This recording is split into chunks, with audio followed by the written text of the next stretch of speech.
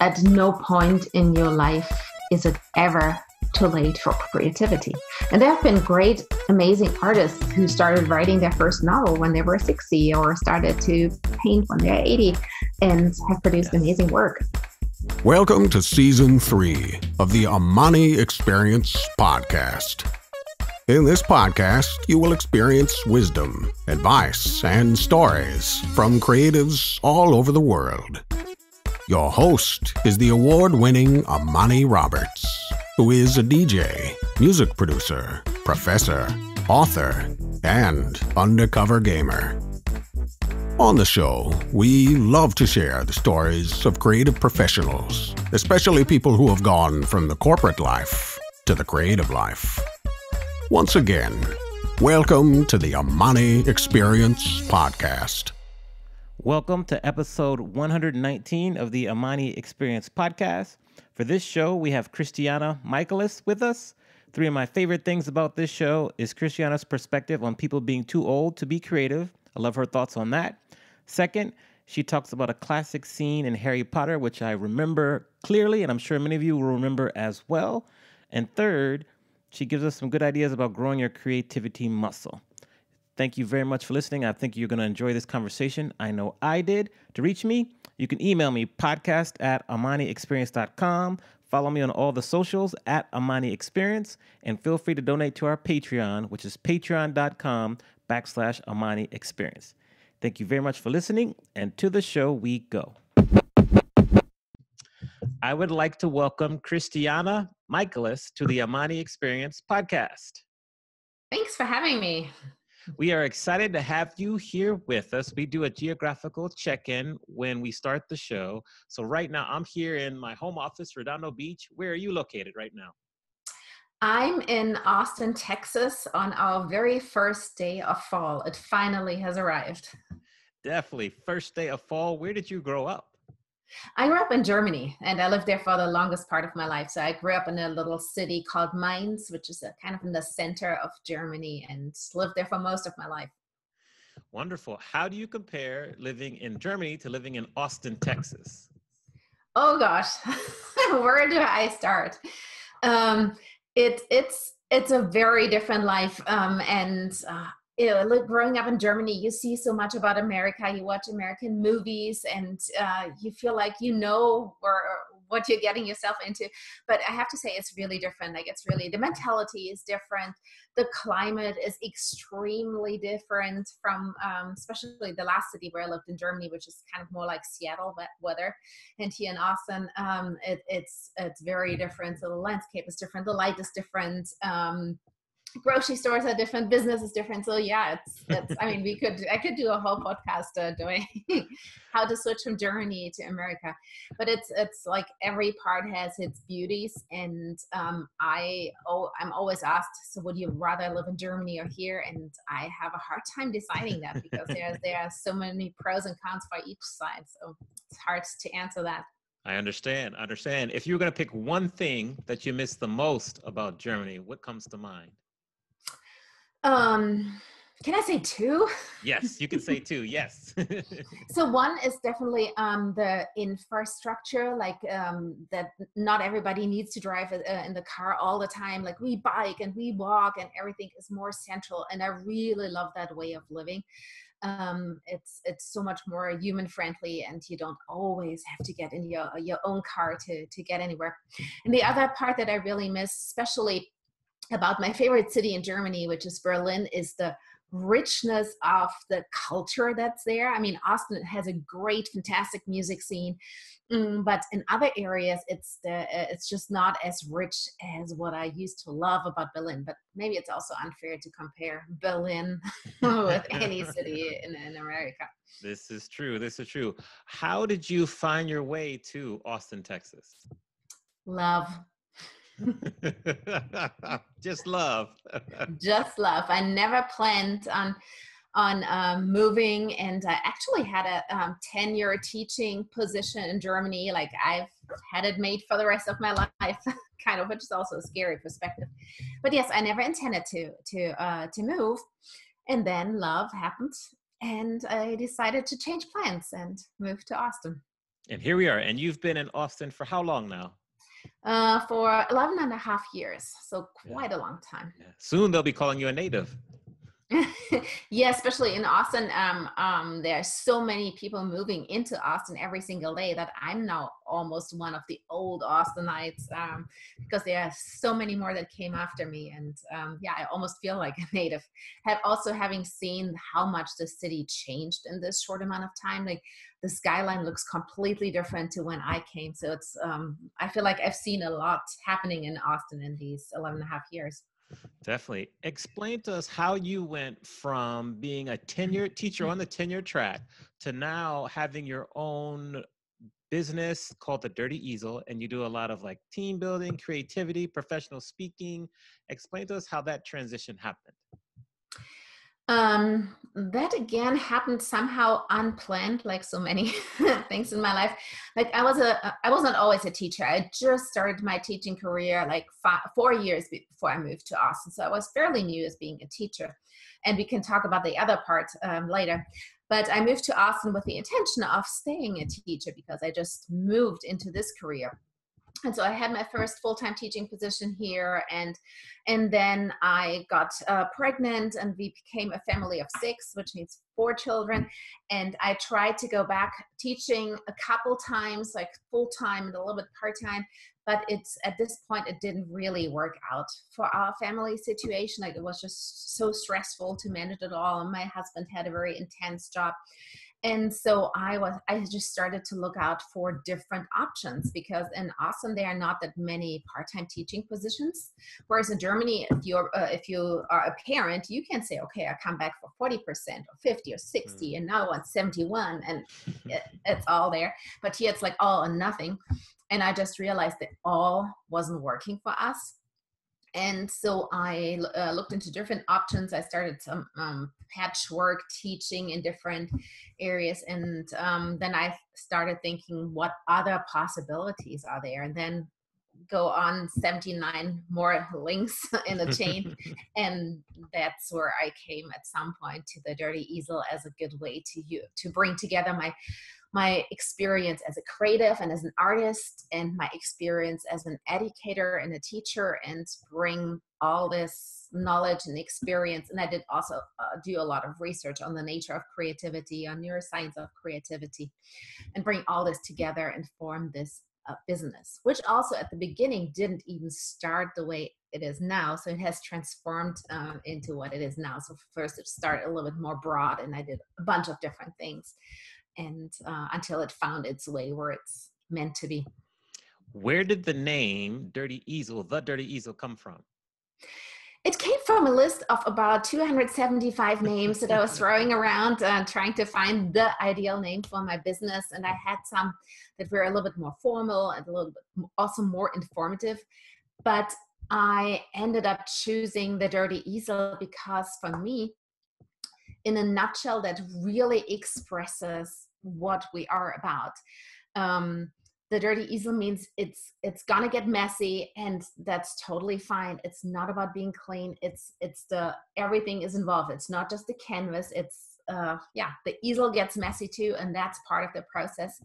And no creative process is linear and nice and formed from one step to the next. It's a very messy process, and you need to embrace that. That's like part of being creative too, to be okay with the messiness and the dirtiness of the process.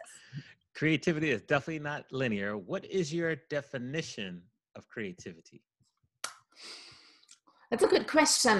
So there is the common definition of creativity, which is you come up with something that is new and useful in the sense that it has some value. Like if you come up with something new, but it's not relevant for anything that you do in this world, then it's just like a dream, an imagination. Like you can lay in your bed and dream about as many things as you want, but they are not necessarily creative. So creativity also has the component that it needs to be something that has a meaning, whatever meaning that is, or who defines what kind of meaning that is. That's a whole different page. But it has to have a purpose, an ambition with the idea of coming up with something new. And now if you look at yourself where you are right now in your life, personally and professionally, how would you define yourself in 30 seconds or less? I feel like now, after having had several stages of my career in very different areas, I am the synthesizer or the bridge builder. I build bridges between cultures like Germany and America because I've seen different parts and different languages. I build bridges between the way artists think and the way corporations work and think. And so I feel I'm always kind of translating and trying to bring very different perspectives and areas together. I guess it was way longer than 30 seconds. Oh, that works. That works. I've read in the past where you referenced this stat that says that 50% of people in the world do not feel they're creative. Why do you feel that is the case? Because they, first of all, have a very limited idea of what creativity is. Often when they say they're not creative, like people come to me and say, I'm not creative, I can't draw a straight line. Straight lines are not even that creative to begin with. But what they mean is that they are not artistic, that they don't have any, often it's even linked to visual arts, like they don't have any artistic skills. And so I think first it's this misconception what creativity really is. But this way of thinking, I'm not creative, also leads for them to opt out of opportunities to show their creativity, which means that they end up actually being less creative than they can be, because I always compare creativity with a muscle. It's there, we all have it, but only if we train it, if we practice it, it grows really strong. So typically, everybody has been creative in their past as children, and then they lose the sense of creativity. So the muscle is still there, so they're still creative, but it might be a little bit slimmer than it could be. And I think that's why so many people, they think they're not creative. They experience failure. The art teacher that told them, oh my God, this is a horse, forget about that. So many people have this one traumatic experience where they draw the conclusion from, I'm not creative, and this is where I stop my creative career, and I'm good with something else, but not creativity. For adults who are trying to grow and improve their creativity muscle, what are some of your favorite strategies or tactics that you share with them to help them grow that muscle? Oh my God, I have a whole bunch of strategies. I think the first step is always overcoming the belief system, like understanding that you have the possibility to be creative and kind of get this blockage out of the way. So often I really do talk about it, like I just shared with you, why people are creative. And I even like to give them some kind of neuroscientific evidence, because for adults, a lot goes over understanding. And once they realize that they do have the potential, then I start building creative confidence. And that means creating a safe environment where they can have a positive experience and really connect to the dormant creativity they have, which means we do something that's very low barrier, very easy to do, where you have quick and fun results, and you just start to get a little bit more comfortable, and then we grow from there and get more challenges. But it's a multi-layered process, because creativity encompasses so many different aspects, and when you relearn it as an adult, you can approach it from so many different angles, and there's so much to experience about this, but it starts with a very first simple positive steps, because you have to change this belief system not only on the cognitive level, but also on an experiential level, to wipe out those negative traumatic experiences that have shaped the belief system until now. Continuing with the theme of creativity, what is important for creative professionals such as yourself or myself to succeed in today's business environment? I think we are lucky to be born in a really good time for creativity. I think the value of creativity has just started to be relevant. Like in the last 10 years, there has been a huge shift in understanding that we need creativity, that we need creatives. So we are lucky to be in this environment. Also, like the whole flexible workspace, the possibility to work as sole entrepreneurs has become so much more accessible. And I think that's an environment where artists naturally thrive. They don't thrive in jobs that you start when you're 20 and you leave when you're 65. So I think all the conditions are really good for doing creative work right now. The challenge is like the instability of the world, of the economy, and all these things. Like, it's not that the conditions are good doesn't mean that the actual practice is easy, and it's not necessarily easy to meets ends. In my experience, because things are changing and shifting so quickly, it's really helpful to have multiple legs that you're laying on, like that you not necessarily multiple businesses, but multiple strategies and different approaches, so that you don't put all, how does the phrase, there's one English phrase, you don't put all your coins in one box, or I forgot how it works. All your eggs in one basket. That's it. Yes. Don't put all your eggs in one basket, but try to be agile and flexible and build multiple streams of income. I think that's more stable way to build a creative business. Agreed. Excellent examples as well. When you think about your career, when do you feel was the turning point when you realized, this is where I'm going to go, I'm all in? When was the turning point? You mean turning point 1 or turning point 8 or 9? There have been, I mean, honestly, there have been so many turning points, and I switched path so many times that there is not the one singular event that stood out. Like, one turning point for me was to decide to go in an artistic direction after being done with high school. So that was a big one, when I decided, okay, I'm going to go to music school. I don't really know what I'm going to do with a music degree quite yet, but I know this has to be part of my life. So that was the first turning point. The second big one was to I started being a theater and opera director. So leaving music, being a musician who actually plays the instrument, leaving that behind and working on stages and directing operas. That was a second turning point. The third one was becoming a teacher. And then the fifth one now is, so I guess it's not 7 or 9, it's 5, is starting this business. But within this business, there have been turning points as well. And I don't think it's my ultimate turning point either. So yeah, I guess I like changes and I like new challenges. And so the key turns quite often in my life. All right. That's good. Why do you love what you do? I think that's coming back to what was my explanation about how I see myself. I think it's because I, from my personal perspective, I really combine things in a way that I was never able to do before. Like, I feel like this is really bringing together all my different chapters, career-wise, but also personality-wise. I feel like now I have something where I can use my logical thinking.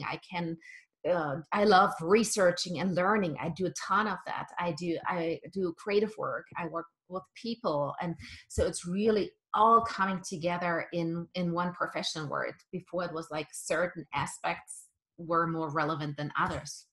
And the second part is that I really love doing something that I very deeply believe is very meaningful and important.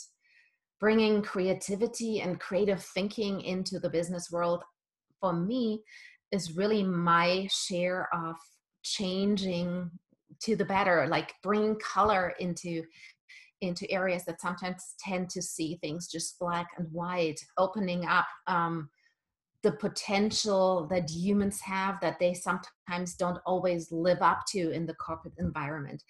And corporations are so important these days and so relevant and replacing politics in many ways. So I think business and corporations is really shaping how we live our lives and how the world is functioning. And so that's my tiny little share to kind of twist the knob in the direction that I personally feel very strongly about, that this is what's needed and what we need more of. Interesting. Now, on the flip side, what is something that scares you? It scares me that I feel these days everything is moving fast, which is great, but I think a lot of the things in this world are also built on sand, and they might look pretty stable at the moment, but underneath them they are very fragile. And I also feel many of these constructions can collapse any second. And so it's this big instability that I see in so many areas of life that I find really, really scary. Yeah, yeah. You and me both. I definitely think that. In the past, you've also spoken about morning pages. How has morning pages changed your life? Um, I I have to confess I never did them for a very extended amount of time. I did them for a certain period, and I love them, but I also switched between other ways of stimulating my creativity. I like what I think it works really well with morning pages for me is getting thoughts out of the head. And that reminds me of this the scene in Harry Potter. I think it was Dumbledore who has this stick and he puts his thoughts out and he Yes. puts them in this Yes. big jar.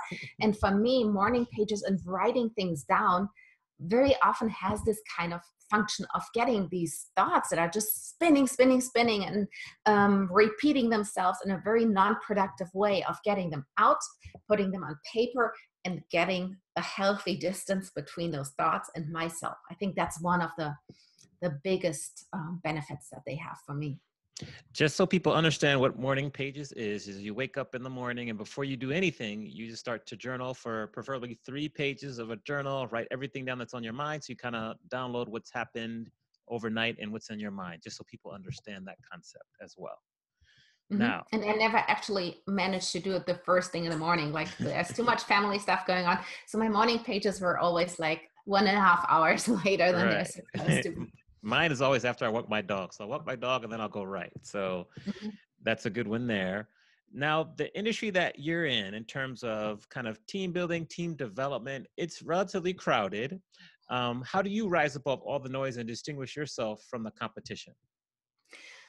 I feel like I'm very lucky in the way that what I offer as my team building programs is so unique that I only know very few people in the world that do something similar, which probably means I don't know that many people in the world. So I'm not saying there isn't a lot more, but since the workshops that I do are mostly regional, because when I do with painting, I bring in a bunch of supplies and stuff. So I could not do that on an airplane.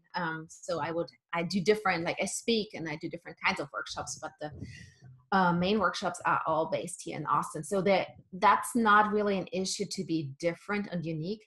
The challenge is more to get the message out in front of people. And a lot of the team buildings, they are very much, they're social or a little bit of problem solving, but the focus that I have on creativity is very different. And whereas creativity is now, the awareness that creativity is really relevant for business, like I said, has arisen in the last 10 years. But what's lacking is the knowledge that that's actually something that we can do something about. And so there are not that many managers who just search, hey, creativity training, how can I make my team more creative? And so I need to get in front of people and talk about creativity and get a better understanding about creativity so that people can actually start looking for the things that I offer. And I don't just end in a random team building bucket with all the other team buildings that are out there. And I feel creativity is, for me, it's a little bit like emotional intelligence training. Like that came up in the 90s. And first, again, it was the understanding and the awareness that, yeah, there is such a thing as emotional intelligence. And it's really relevant for leaders and for organizations to have that. And now we see a lot of emotional intelligence training and leadership and everywhere. And I feel like creativity is lagging 20 years behind that. So we still need to get from the awareness to let's actually do something about it. And creativity is this, oh, you either have it or you don't, and you can make colorful paintings on the wall, and then it's a little bit more creative, but it's so much more. Like, there's a real science how you can build and stimulate creativity, and I think we need to get more of that out. If you met someone who said to you, I want to make my team more creative, but I don't know how to do it, what would you say to them? You're talking to the right person. And how would you convince them in a brief conversation that it is possible? A mixture of what I always do, a mixture of science, evidence, and small exercises, and the stories that describe how teams can transform when they actually learn to be creative. But I think you really have to experience it, because even if you just do 2 hours, you'll notice the difference, and you notice how the mind starts to shift, and how you start to getting away from this only logical way of thinking and seeing things, and how creativity is not, it's not just the right brain, as many people say. Creativity is really the ability to connect all areas of the brain. And so it's a very holistic approach, bringing in foundations from every area of our thinking, of our feeling, and yeah, you have to. It's like teaching a blind what color is. You have to experience it too. Absolutely. How has a failure or an apparent failure set you up for later success? Do you have a favorite failure of yours?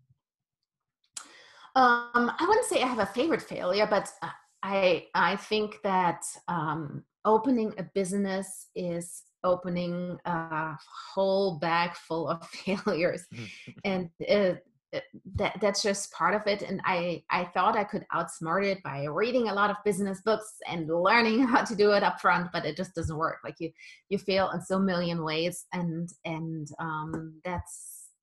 that's also just a way of learning. And maybe my favorite aspect about this is that that you have to embrace failure. Now I know when I start something new, I expected way more than I used to. Like, I know there will be parts, I just don't know them what they are quite yet, but that's why I have to start. That's why I have to find out, not to avoid failure, but to go right in there. Absolutely. As you acquire more success, you get written up in more magazines, you have a very successful TED Talk that you've done. You do acquire more critics, or haters as we call them. How do you handle your critics? It's ambivalent. So, coming from the world of theater and theater in Germany, a lot of the times when you have a premiere and you bring your new show out in Germany, if you're doing something provocative, which is a lot of people do, and you end up with a lot of boos, and there you come on a stage and they all scream boo. And that's actually, I know a lot of directors who thrive in that. Like, they feel like, oh yes, I was able to actually do something controversial. I was risking something. I was playing with the expectations. So having polarized opinions, I grew up in the theater world as being a really good thing, because only the lame directors who always did the very easy, like if there's something boring, even the people who hate it, they usually don't scream boo. They're just like, oh, maybe I leave early. So calling a controversial reaction is not necessarily a bad thing. That being said, when it's a different business now, because I'm more trying to convince people. I don't want to say please people, but my success is when people experience that what I teach and what I do is something that really changes their life to the positive. So if they scream boo, somehow I'm missing my goal in what I'm doing right now.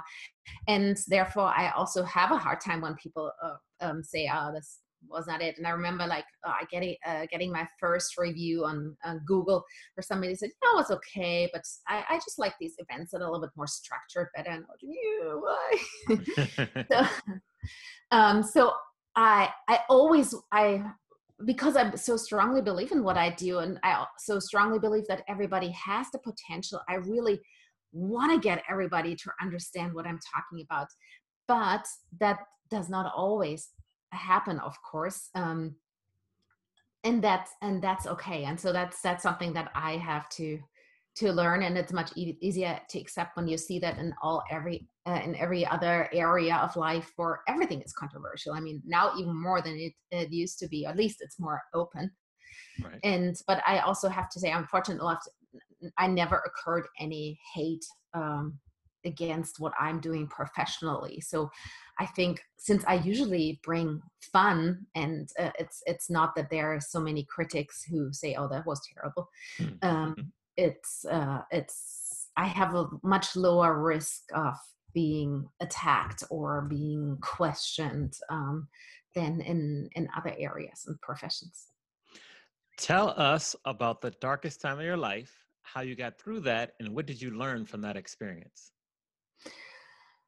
I mean, there are painful periods in life, and there are dark ones. And I think the dark ones, they always have to do with loss and death. And in my experience, from myself, but also from watching others, I don't think there's a good way. I don't think you can learn how to manage it and get out and get better with dealing with terrible things. I think you just wiggle yourself out if you're lucky. Like that's all I can see. And of course you learn, I think as a human, you get a lot of depth from having those experiences, because I think it's only possible to really experience the highs of life if you also know about the lows of life, because it's the contrast that makes you experience those highs, which does not help a bit once you're in it, but at least there is some kind of perspective. But I also, I hate people who say, "Oh yeah, it's just going to show you afterwards how beautiful life can be, and you're just going to value it so much more." That's not true. It's just it sucks, and it's horrible, and there's nothing to make it sound better when you go through these dark periods. But it's life. It is life. Is there a specific time that comes to mind as you're thinking and describing what it is like to go through? Yeah, I have specific times, but they are more on my private side than on my public side. And I also don't think I know there's a lot of value for people sharing their griefs, but I haven't found the right way or language that I feel like it really does make sense for me to share. And so I admire people who find a good way to talk about their grief in a meaningful way. And also, I believe that people in our society don't talk enough about death, and so much of life is avoiding the fact that there is a death at the end. And so I appreciate everybody who brings that in people's minds, and also shows of ways to how to embrace that. Agreed. As you were growing up, who was the most influential person for you in your life? I think it's probably been my parents. And if you would have asked me that when I was 18, I would have given you a completely different answer, probably even with 30. But the older you get, or at least I get, the more I realize in how many ways they shape the way I think and the way I do things that I didn't ever realize. And I mean, when I was a teenager and before I moved out, there was also a lot of tension and arguing between us. So I did not feel at all that I was following their leads. And I mean, in so many ways, I still don't. But they influenced me in so many ways. Like, just as an example, for example, when I started to have my own kids, I noticed how things that I didn't even consciously think about, they started to come up, and I observed myself, oh, that's what my mom did. And I copy it without even thinking about it, because that's the picture of parenting that I grew up with. And there might be certain aspects where I say, oh, I really hated when she did that, so I purposefully don't do that. But it really has shaped me in many ways. And I'm very grateful for the influence that I got from them. Tell us, what do you find easy to do that your friends find hard to do?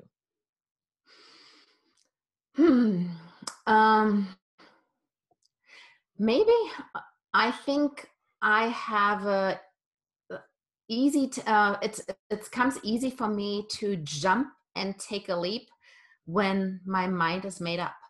Like when I left Germany and I left all my family and friends of 40 years, I left my tenure position. I sold my furniture, and they, a lot of the friends said, "Oh my God, I couldn't do that, and isn't that super scary?" But I was so convinced at this point, and still am, like, at this point doesn't make it. I was so convinced that there's no doubt this is the right thing to do, that part of it was really easy for me. Like, I did not, once I made the decision, there was no questioning at all. Like, that was my way forward. And it was, I mean, there were sad moments and hard moments to make it all happen, but there was no doubt that this is going to be the right way for me, and that's what I'm going to pursue. When you moved, most people probably, 99 out of 100 people might not have made the decision you made. How were you able to summon enough courage to make such a massive transition? And, when you were maybe in your late 20s, early 30s, when people are trying to settle down. I was even way older than than that, so I had already settled down and everything. I think it has to do with intuition. And I remember that very early on, like, I had a really hard time when I was in school figuring out what do I want to become later on. And my parents are very much nagging, like, do you want to do this? Or if you don't know, try to do this so you find out that. And I kept thinking and thinking and thinking, and nothing that I thought of felt quite right. And maybe that, but on the other side, maybe also not. And then through very arbitrary moments, out of a sudden it clicked for me, and I was like, yes, now I know. I don't know the end goal, but I know that it has to involve doing music. It has to involve doing art. And from that moment on, when that clicked, I was, all the doubts and all this, yes, no, what if, maybe, were gone. And I just knew that was the right thing to do. Unfortunately, that doesn't happen with all the things in life, but when it does happen, and when there are these moments that there is this clarity, that makes it really easy. And I think that's also I feel lucky that I do have that in the moments that I do. Just like, in a way, now I feel like I'm really at the right place in what I do and what is my profession. And I feel very lucky to have this certainty. What would you like to be better at? A million things. But I also learned that you really can do something about it. Like, there was this interview that Marcel Proust started, and it always ended, what natural talent or what ability would you like to have? And every other person wrote down playing piano. And I feel like if you really want to play piano, then just go play the freaking piano. And I feel the same way. Like, I don't think I'm not saying I can do anything I want and I just have to do it. But if I want to get better at something, there's a way to do it. And right now I care about getting better in my writing. So I need to write. It's as easy as that. I just feel, you again have to know what you want to become better at and how important it is against all the other 500 things that you could become better at. And you can't become better at all of them. So you have to pick and choose what speaks most to you, what's most important, and then do that. This is a perfect segue, because I wanted to also ask you, what is your response to people who say they're too old to learn anything creative? BS. And you tell them that, why? What's your follow-up to that? Do you want me to prove you different? Like, it's again, there's science that you can change your brain, and your brain, it's called neuroplasticity. Your brain is able to learn and to form at any given stage in your life.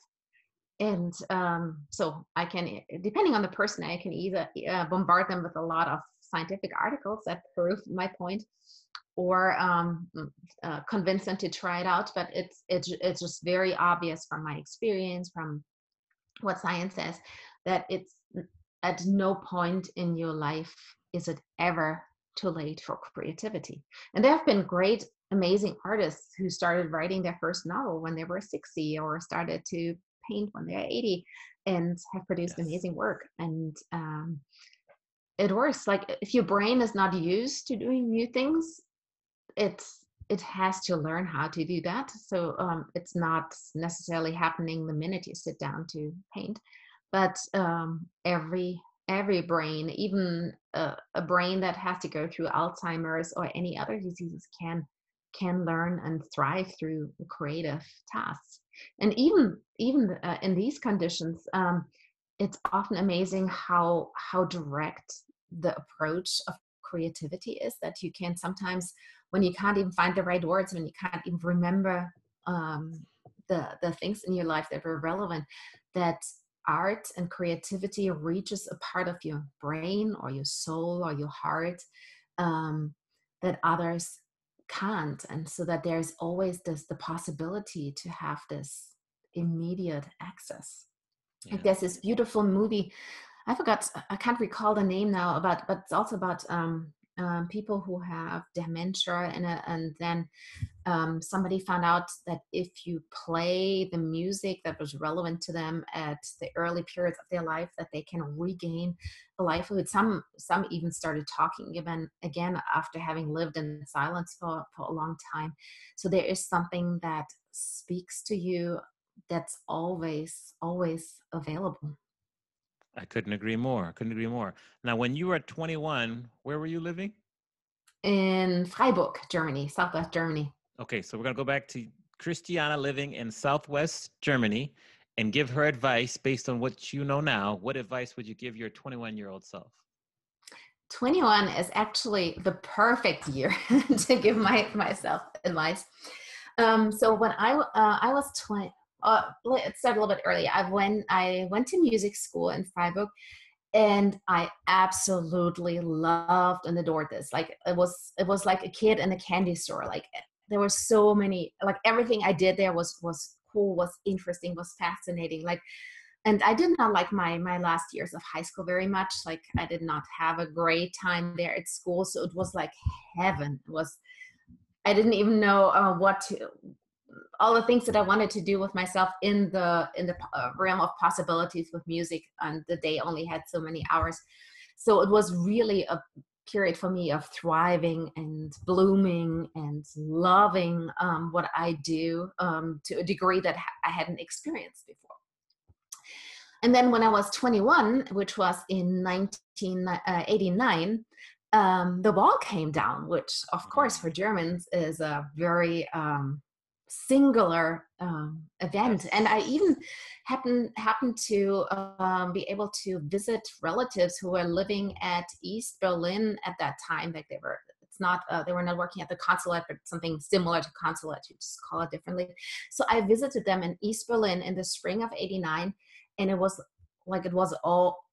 like nothing would ever change. And I talked to the people there and how hard it was for them and how they were longing to have freedom of speech. So I knew exactly what it meant. But when the wall came down, I stayed in Freiburg. I played my bass, I played piano, I loved my music, and I did not go to Berlin. And that's a really huge regret that I have. And I think we get caught up in things, like we have a little baby and we feel like, oh, this is not a good time for me to do these things. But I think we always have to have an antenna out to when really relevant things happen in history or whatever it is. It can be also on a personal level, that we need to be ready to drop everything and follow the call of the moment. And there are not that many moments like that in our lives, and we will never regret when we do it. We always regret when we don't do it. And so that's an advice to my 21-year-old self. You should drop everything and go to Berlin and experience the event of history with your own eyes and not just through TV and other media. Yeah. Excellent advice. Excellent advice. What is the one lesson in life that took you the longest to learn? I mean, that's in the nature of learning, that everything that you learned yesterday took you the longest to learn, because that was the last thing to learn.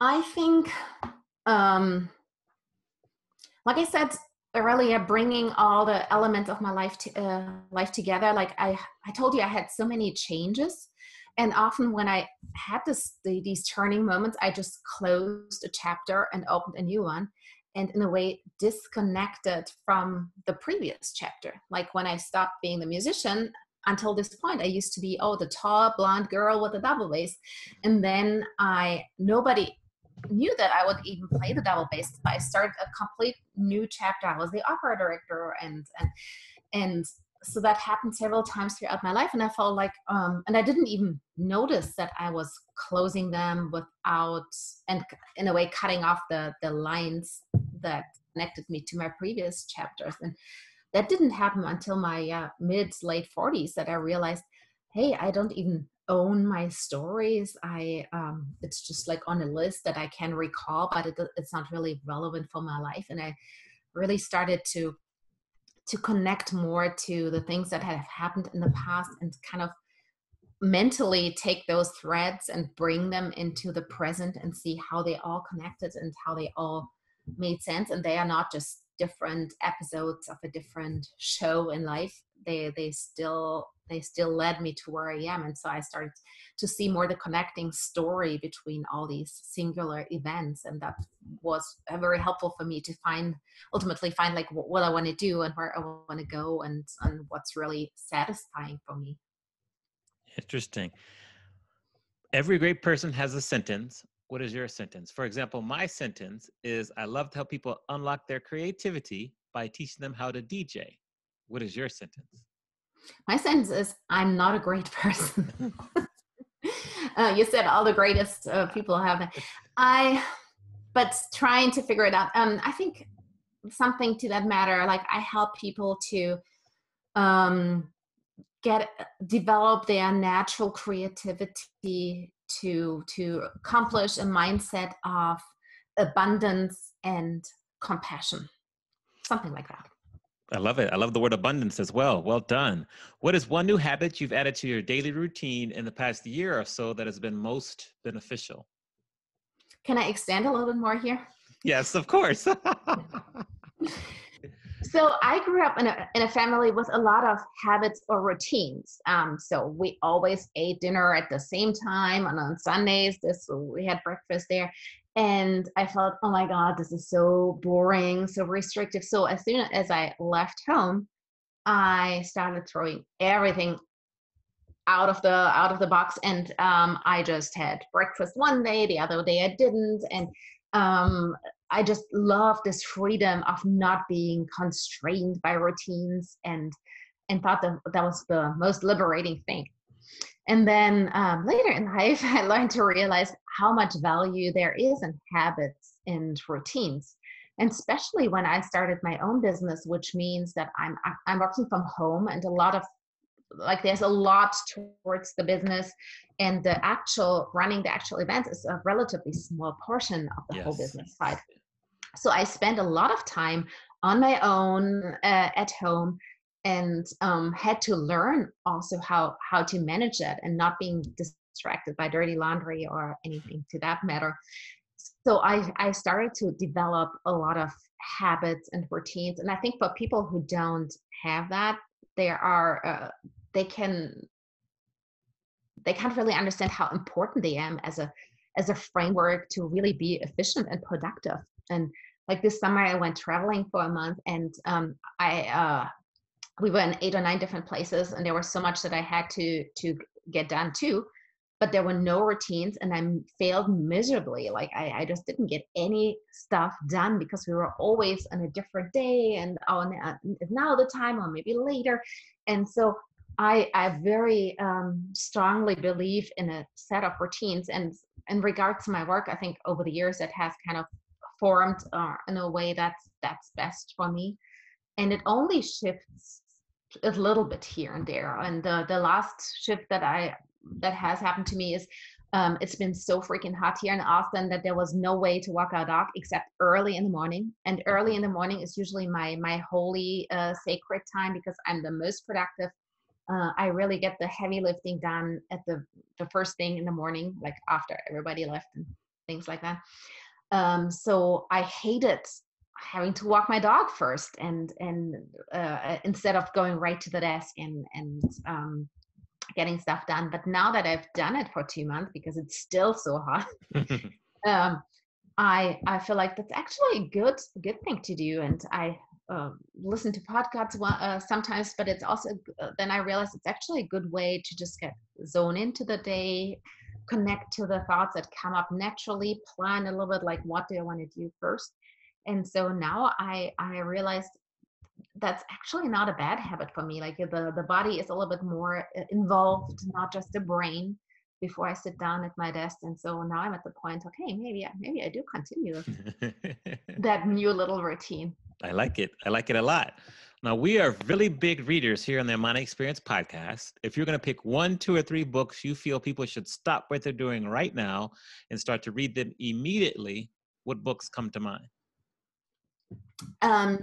So the book that has had the biggest influence on me in the last year, I want to say, is it's called The Uninhabitable Earth by David Wallace Wells, I think is his name. Okay.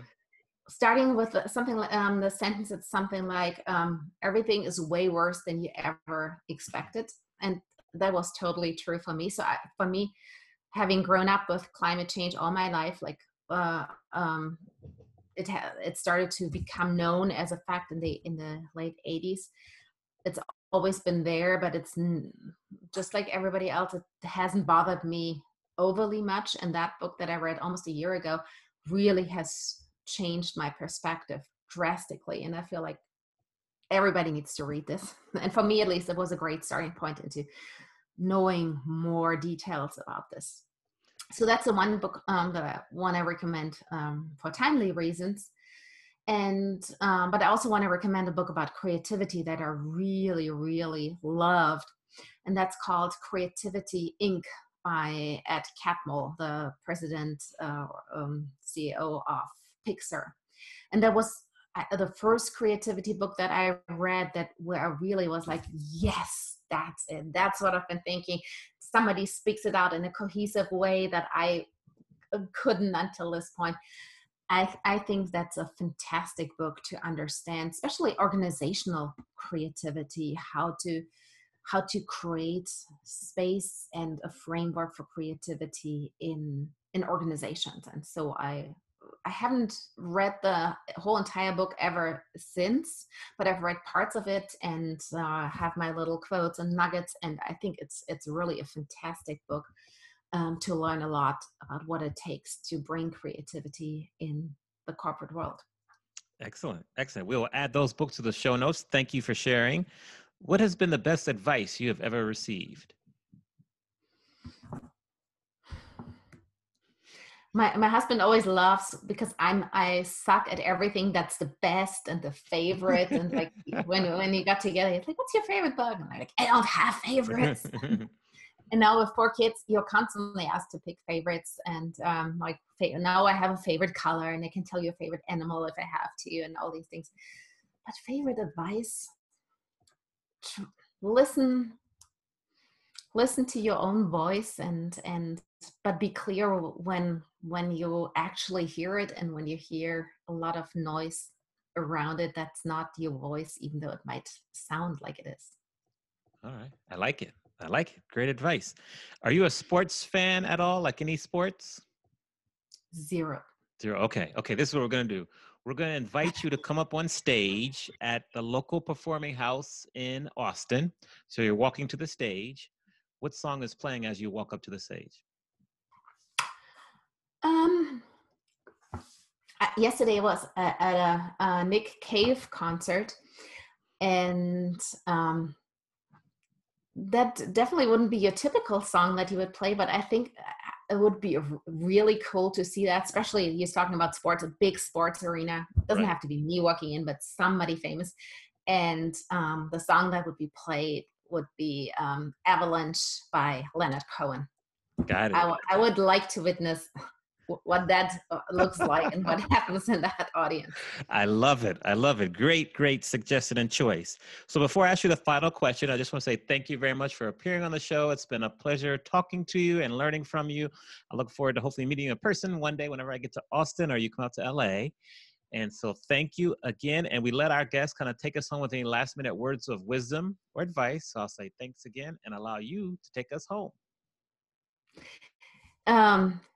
Yeah, so my wish is that everybody learns how to get a lot closer to the creative potential that they have and has the courage to get on that way, whatever that takes, and finds the knowledge how to get on this path and how to make it one's own, because I believe creativity is really something that is so deeply human.